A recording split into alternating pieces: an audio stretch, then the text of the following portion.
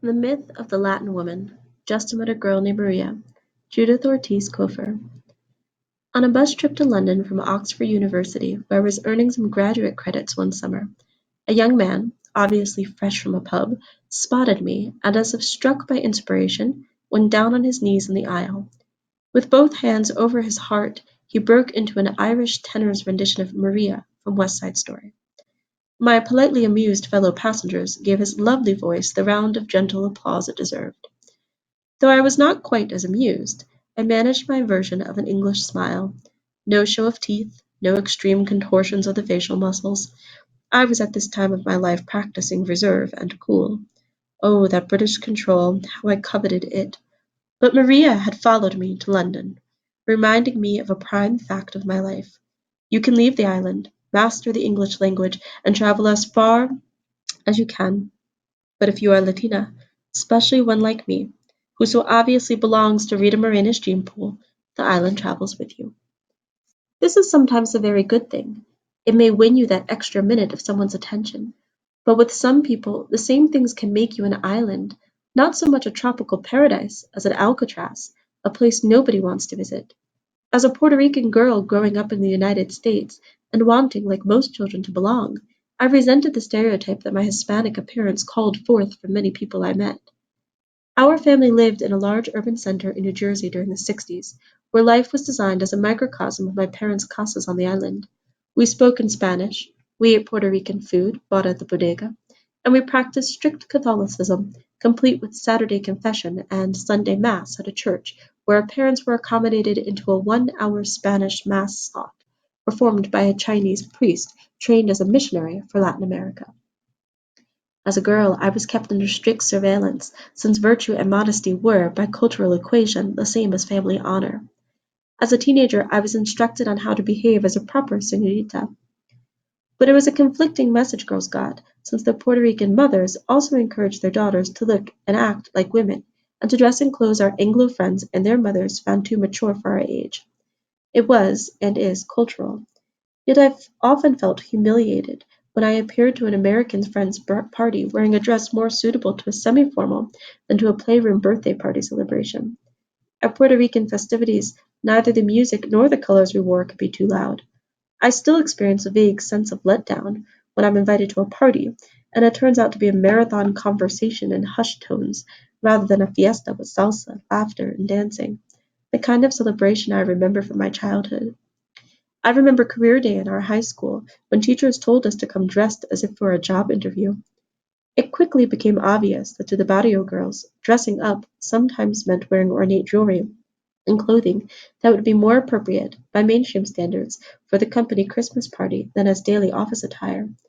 That morning I had agonized in front of my closet, trying to figure out what a career girl would wear, because, essentially, except for Mario Thomas on TV, I had no models on which to base my decision. I knew how to dress for school.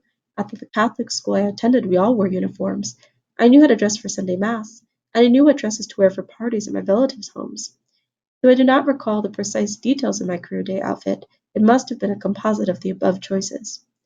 But I remember a comment my friend, an Italian American, made in later years that coalesced my impressions of that day. She said that at the business school she was attending, the Puerto Rican girls always stood out for wearing everything at once. She meant, of course, too much jewelry, too many accessories. On that day at school, we were simply made the negative models by the nuns, who were themselves not credible fashion experts to any of us.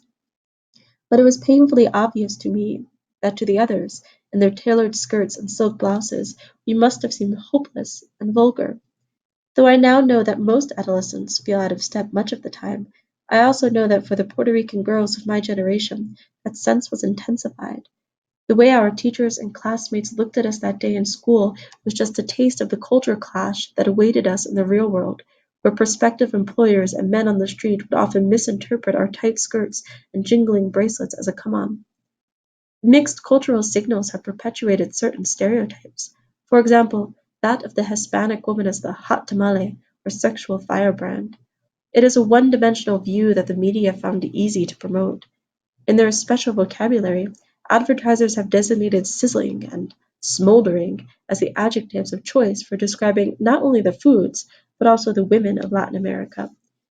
From conversations in my house, I recall hearing about the harassment that Puerto Rican women endured in factories, where the boss men talked to them as if sexual innuendo was all they understood, and worse, often gave them the choice of submitting to advances or being fired. It is a custom, however, not chromosomes, that leads us to choose scarlet over pale pink. As young girls we were influenced in our decisions about clothes and colors by the women, older sisters and mothers who had grown up on a tropical island where the natural environment was a riot of primary colors, where showing your skin was one way to keep cool as well as to look sexy. Most important of all, on the island women perhaps felt freer to dress and move more provocatively, since in most cases they were protected by the traditions, mores, and laws of a Spanish Catholic system of morality and machismo, whose main rule was, "You may look at my sister, but if you touch her, I will kill you."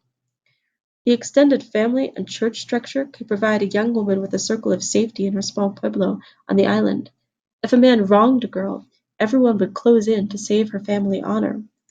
This is what I have gleaned from my discussions as an adult with older Puerto Rican women.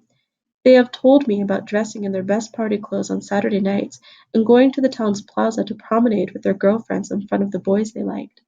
The males were thus given an opportunity to admire the women and to express their admiration in the form of piropos, erotically charged street poems they compose on the spot. I've been subjected to a few piropos while visiting the island, and they can be outrageous, although custom dictates that they must never cross into obscenity. This ritual, as I understand it, also entails a show of studied indifference, as the woman's part, if she is decent, she must not acknowledge the man's impassioned words. So I do understand how things can be lost in translation, when a Puerto Rican girl, dressed in her idea of what is attractive, meets a man from the mainstream culture who has been trained to react to certain types of clothing as a sexual signal. A clash is likely to take place. The line I first heard based on this aspect of the myth happened when the boy who took me to my first formal dance leaned over to plant a sloppy, over-eager kiss painfully on my mouth, and when I didn't respond with sufficient passion, said in a resentful tone, "I thought you Latin girls were supposed to mature early." My first instance of being thought of as a fruit or vegetable. I was supposed to ripen, not just grow into womanhood like other girls.